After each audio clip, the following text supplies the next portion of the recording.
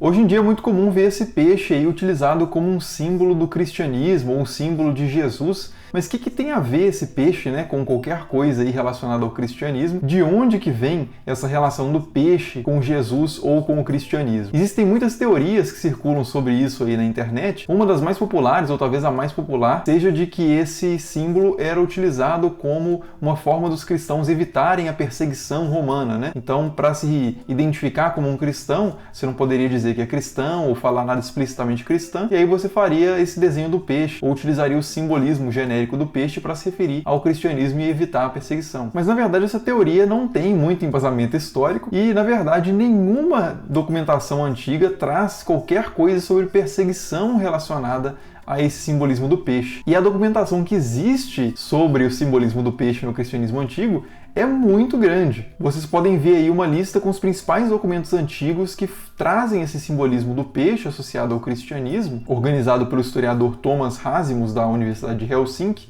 E diante do volume dessa documentação, parece uma coisa muito estranha que não se refira nem implícita nem explicitamente a perseguições. Os temas que, na verdade, aparecem sim relacionados ao simbolismo do peixe são principalmente três, que são o batismo, a Eucaristia e o uso do peixe como um acrônimo. E se você não sabe o que é um acrônimo, já já nós vamos chegar lá. Mas sobre a associação do peixe com o batismo, por exemplo, nós temos um texto de Tertuliano de Cartago, do século II ou o início do século III, que diz o seguinte: "Mas nós, sendo pequenos peixes, como Jesus Cristo é o nosso grande peixe, começamos nossa vida na água, e somente se permanecermos na água, estaremos sãos e salvos." Então a associação aí vem basicamente da ideia do peixe como um animal aquático que permanece na água, e os cristãos, da mesma forma que o peixe, devem permanecer no estado ali do batismo, ou seja, na morte em relação à vida antiga e, portanto, fiéis ao compromisso da conversão, para que sejam, e permaneçam salvos. Quanto à relação entre o peixe e a Eucaristia, ou a ceia do Senhor, é bom a gente lembrar que, apesar de que hoje a gente costuma associar a Eucaristia a pão e vinho, no início do cristianismo a Eucaristia era uma ceia, então poderia ter qualquer tipo de alimento, basicamente, ali naquela ceia, e seria a ceia do Senhor. E um desses alimentos era o peixe, muito comumente, até porque era uma comida de fácil acesso ali na região em que o cristianismo começa a se difundir. E há várias passagens nos evangelhos que vão ser associadas à Eucaristia ao longo da tradição cristã, que se referem ao peixe, como a multiplicação dos pães e peixes, e como a ceia de Jesus ressuscitado com os seus discípulos, onde sempre aparece o peixe sendo consumido também. Então a gente tem, por exemplo, no século IV, essa ilustração numa tampa de um sarcófago cristão em Roma, que você vê claramente aí um peixe participando da ceia eucarística. Fazendo essa mesma relação entre o simbolismo do peixe, cristianismo e Eucaristia, Santo Agostinho escreve um comentário sobre o Evangelho de João, em que ele diz o seguinte: "O peixe assado é o Cristo crucificado. Ele também é o pão que desce do céu. Nele a Igreja está incorporada à participação da bem-aventurança eterna."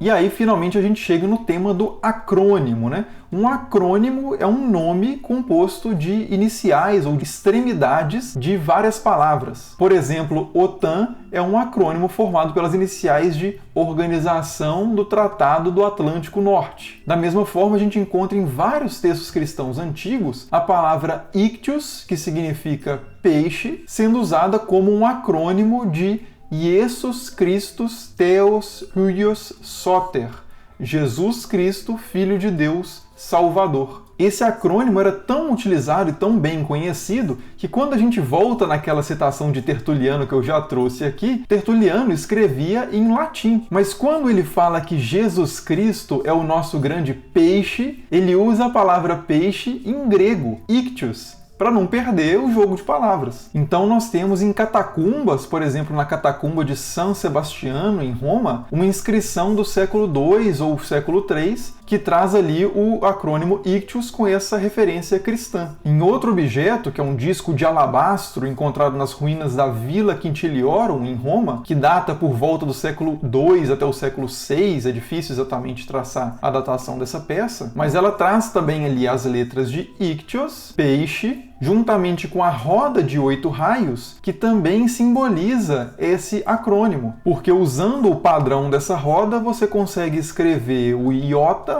ki Theta, Y e Sigma, que são as 5 letras do acrônimo Ictius, se referindo a Iesus Christus Theos Huios Soter.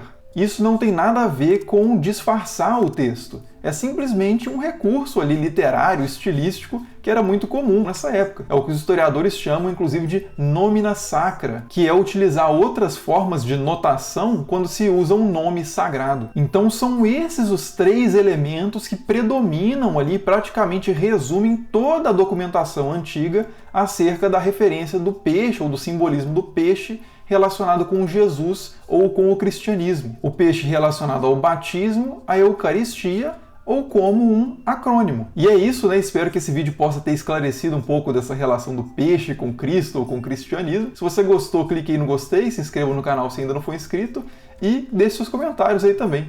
Muito obrigado por assistir e até o próximo.